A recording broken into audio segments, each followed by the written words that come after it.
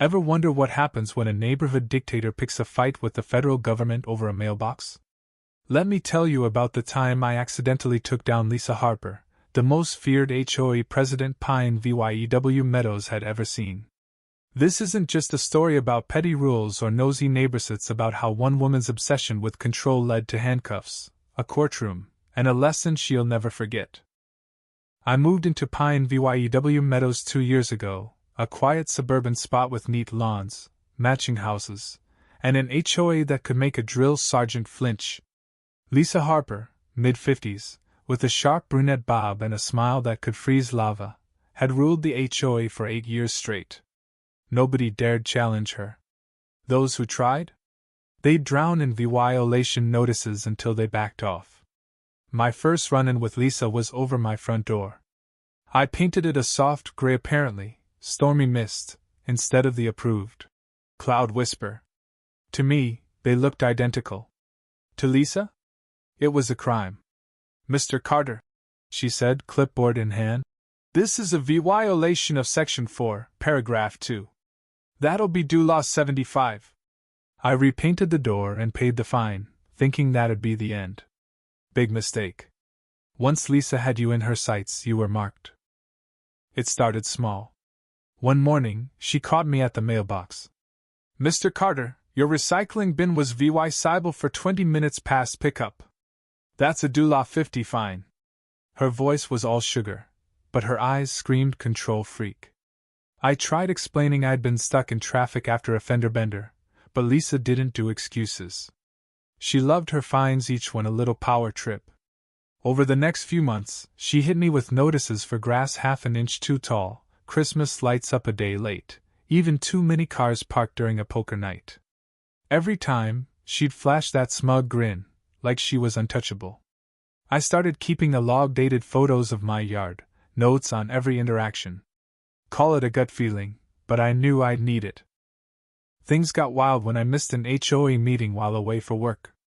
Lisa used that meeting to push through a rule requiring residents to submit paint samples and fabric swatches for outdoor furniture. Insane, right? But with no one to oppose her, it passed. When I got back and put out a plain tan patio set, Lisa was at my door before I could blink.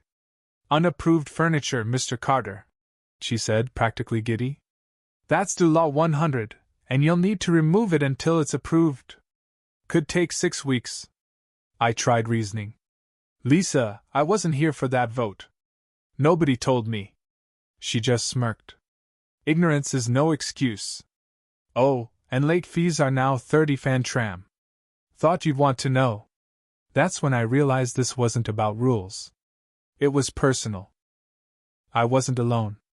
Neighbors whispered about Lisa's reign of terror but were too scared to act. We started meeting in secret, swapping stories of her overreach and digging into the HOA bylaws she loved to twist. Then something weirder happened. Our neighborhood had cluster mailboxes, those locked units at the end of each street. People started complaining their keys stopped working. When they went to Lisa, she'd charge a due law 25 maintenance fee for a new key. One night, walking my dog, I saw her at the mailboxes, alone, in the dusk. Something felt off, so I hid behind a tree and watched. She was swapping out locks, testing new keys like it was her job. I pulled out my phone and recorded it, heart pounding. This wasn't just chatty, it was bold. The next day, I did some digging. Turns out, mailboxes aren't HOA toys. They're federal property, under the United States Postal Service's control. Tampering with them? That's a federal crime, with fines up to due law 250,000 and prison time.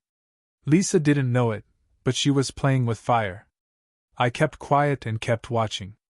Over a week, I documented 6 neighbors who suddenly couldn't get their mail, all forced to pay Lisa's fee. Guess who they were?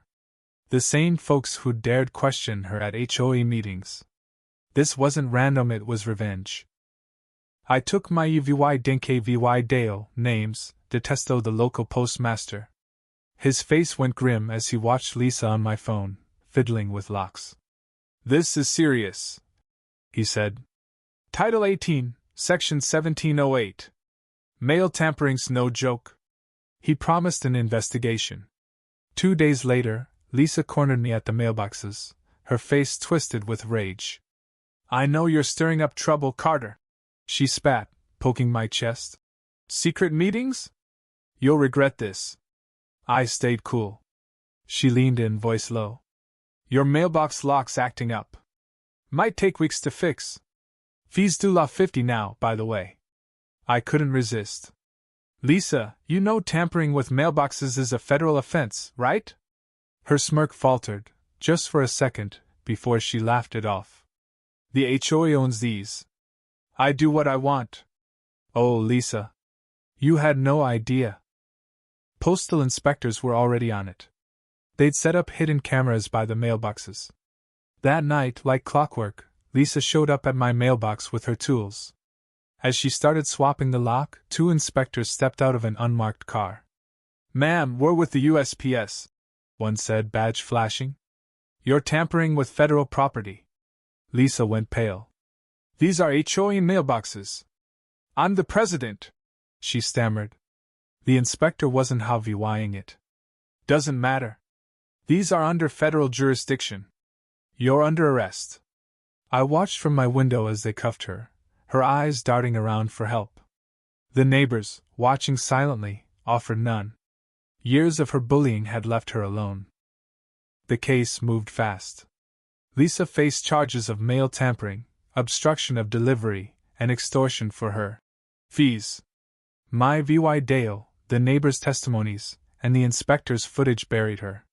She pleaded guilty to lesser charges for a lighter sentence, but the courtroom was brutal. The judge tore into her. Ms. Harper, you abused your authority and broke federal law. Mailboxes aren't your playground. She got 6 months in prison, a due law $25,000 fine, and had to repay every resident she'd scammed. As the gavel fell, Lisa looked broken, her usual swagger gone. When her eyes met mine, there was no fight left, just the stunned realization that her little empire had crumbled over a mailbox. The neighborhood changed overnight. The HOA elected a new president, someone who actually cared about fairness. We repealed Lisa's absurd rules, and Pine VYEW Meadows felt like home again. But I'll never forget that moment in court, when Lisa, the untouchable tyrant, learned the hard way: you don't mess with federal property or the guy who's got a camera and a grudge. Thank you for taking the time to listen to today's story on Store of Good Stories. If this story touched your heart or made you think, don't forget to hit like and share the video to spread this positive message to more people. And if this is your first time here, make sure to subscribe and turn on the notification bell so you won't miss any of the meaningful stories we share every week. Your support is the biggest motivation for Store of Good Stories to keep bringing heartfelt and valuable stories to you. See you in the next video.